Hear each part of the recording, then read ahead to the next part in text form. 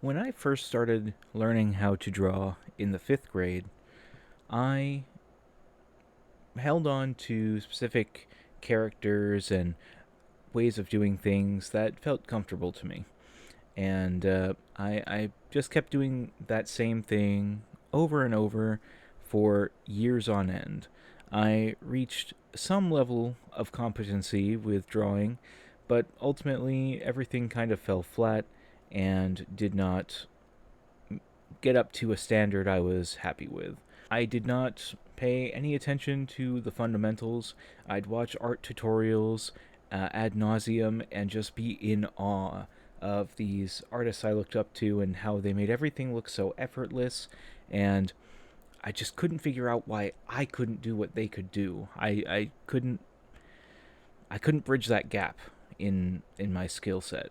In the lockdown, starting in 2020, I decided to take art seriously. At that point, I had been drawing since fifth grade, so it had been a long time. We're talking about probably 10 years, let's say, of me drawing and being known as the kid who drew and the guy who could draw stuff. Um, but ultimately, I was not happy with my skills, so I decided to take art seriously in 2020. And while my goal wasn't to get like a studio job or start working in the industry, just for my own volition, I just wanted to feel like I was competent at drawing and painting.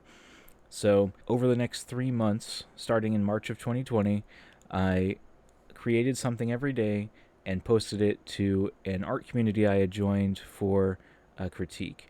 And that's kind of where I found out about this method of learning art that I really don't feel like it's talked about enough.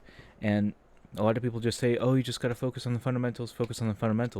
But when you're learning the fundamentals, if you don't have any direction, if you don't know where your weak points are or how to find those weak points, it becomes very difficult, and people burn out very quickly, and they just think it's all just too much, and you get discouraged. And in this video, I want to go over that process and help you to find the way forward when you're trying to draw and paint and gain competency.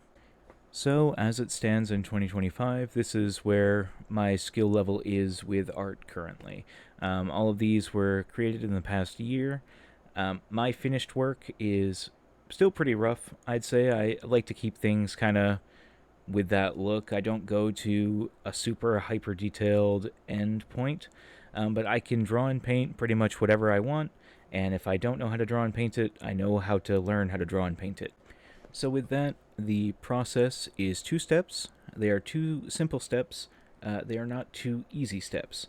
I say not easy because art inherently is a very complicated thing to learn. It takes a lot of time, it takes a lot of focus, and it's not like other skills like you can do physically, like, say, chopping wood, where you just keep chopping and eventually you start learning how to like hold the axe better and you know exactly where to hit any given log and you get a perfect split every time.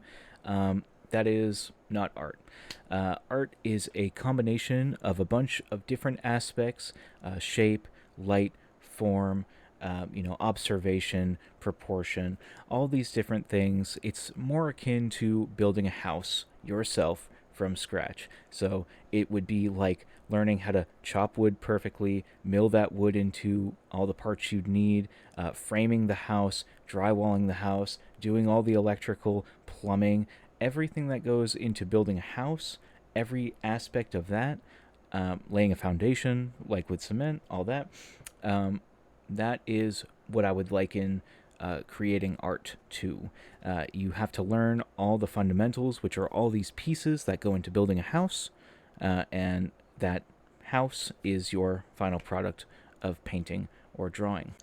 And these are the aforementioned 2 steps. You create, and then you get critique. And you use that critique to create more, and then you keep creating and getting critique, and so on and so forth. Now, to talk a bit more in depth about that, creating is probably the easiest of the 2 steps because you just have to take your current skill and make something you're passionate about, make something that excites you, and put your all into it, and do that consistently.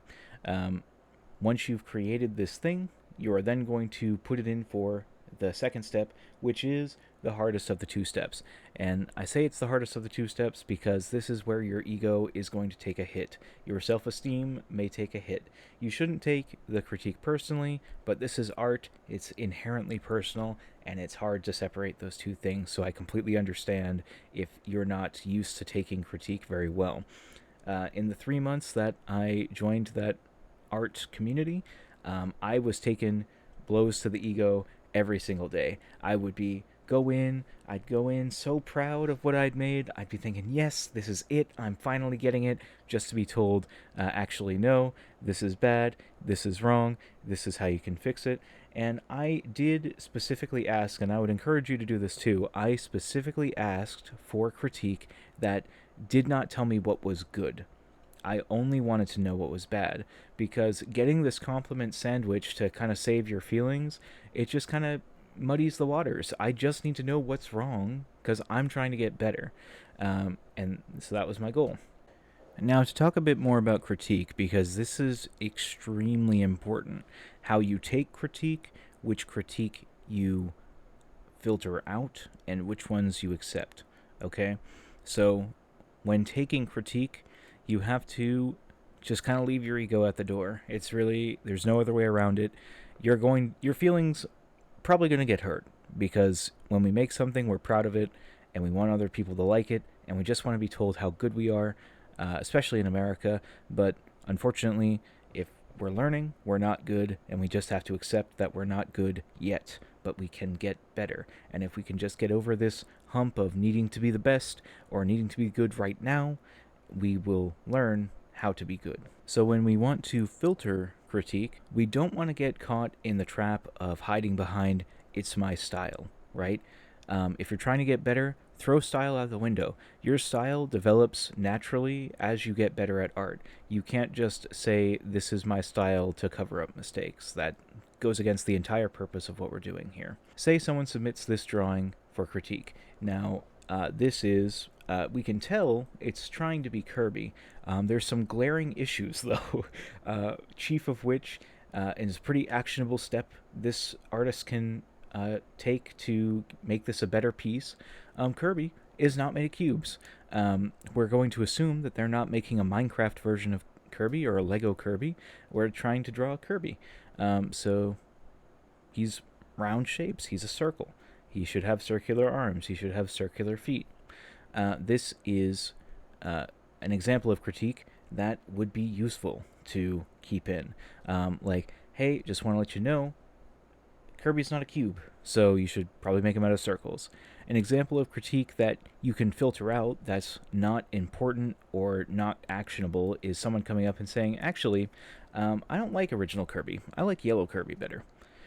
That means nothing to you. That's not critique that's going to help you. That's just someone expressing an opinion, and what does that do to help you better? You're not making this for them. You're making this to try and improve. Along that same vein, you also want to avoid taking critique from people who they themselves are not better than you or more skilled than you at art. You really want to be taking critique from people who are more skilled and better.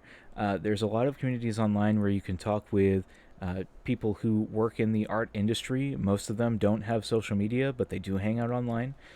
Otherwise, you can find hobbyists like myself, people who are far more experienced than I am, and they are always more than willing to talk to younger artists and people who are learning and, try and help you get better. Now, you also have groups of people who fancy themselves art teachers when, again, their skill level is not kind of up to snuff, and they also kind of over embellish themselves. Like, they have a lot of confidence in themselves and that they know what they're talking about, and when they speak, they're going to sound like they almost make sense, but then they don't have the skill to back it up. So you gotta kind of avoid those types of people as well. You also have art critics who can tell you, like, why, or not why, but how they feel about something. Like, I don't like it, but they can't tell you why they don't like it. They can't tell you how to fix it. They can only tell you how it makes them feel. And while, their opinion is valid, art is subjective, that does not help you get better at art. Having someone's subjective take on your art versus this is mechanically, this is technically how you would fix this is going to be very it's not going to be helpful. Another thing to consider with this method is when should you start putting things in for critique. If I'm starting day one, I don't know what I'm doing. I don't have any muscle memory for my hands. The pencil doesn't feel comfortable in my hand. I'm not familiar with how to observe the world in a way you would need to draw things. That's probably not the best time to start putting things in for critique. I think critique is an extremely invaluable tool. I think it can kind of catapult you into learning concepts very quickly if you're able to take the criticism well. And I think it would speed up the process a lot because it kind of gets over a lot of these mental hurdles and like little, I don't know, whirlpools, I guess, like these little, like it's just these thought processes that are hard to get out of. But day one, I wouldn't start putting your stuff in for critique because a lot of, and this is not a dig at anyone's intelligence or their ability to understand. It's just a lot of these concepts in art, they take a while for your brain to be able to digest. And if I was to tell you everything wrong with that Kirby outside of he's not a circle, and you've just started day one, a lot of things will go over your head. And that's okay because it's a new subject and it's a lot of different things to learn and a lot of things to consider. And that's nothing on you, that's just kind of the way it goes. For people day one, just starting to pick up a pencil, wanting to learn how to draw, I'd recommend going to drawabox.com. It's a completely free website that has all the information you would need to hit the ground running with drawing. It's very, very good information. I really wish I would have known about it when I was trying to get good, but I did not. So I'm going to direct you to it now. Art is a process that takes a lot of time. And even if you have all the information in front of you, you still have to apply it. And, it's going to take weeks, months, years to get to a place where you want to be. Now, once you finish the Draw a Box curriculum, I guess, I think it puts you in a pretty good spot to then start being able to create things that people can give you actionable advice on. What I mean by that is like something with the Kirby we saw earlier, there's just so many things wrong that it's really hard to give like pointed critique because pretty much everything needs to be critiqued and to be fixed. So it's like we can give that to you in stages, but if you already have some foundation under you, it's a lot easier to give you advice and help you get more competent and reach your goals with art. As far as resources for people who are ready to start putting their art out for critique, I'd recommend either the Ethan Becker Discord server or the Digital Painting Studio Discord server by Ethan Becker, obviously, and Digital Painting Studio is by Hardy Fowler. These are two industry professionals that have built really good communities of people who know what they're doing, which is awesome, and they will give you great critique if you can, get your artwork seen by them. Because everyone's on their own schedules, they're all international, so sometimes it's hard to get solid advice on your things, but you just keep posting and keep open, and they will get you what you need. I know this wasn't the most visually interesting video to watch, but I do hope it was at all helpful for anyone who feels like they're stuck and trying to get better and trying to level up their art and get to a spot they're happy with. Any questions or discussions, I'd love to hear about them in the comments, and when I figure out something else to talk about art related, I'll post another video. I hope you all have a great day. Have a good one.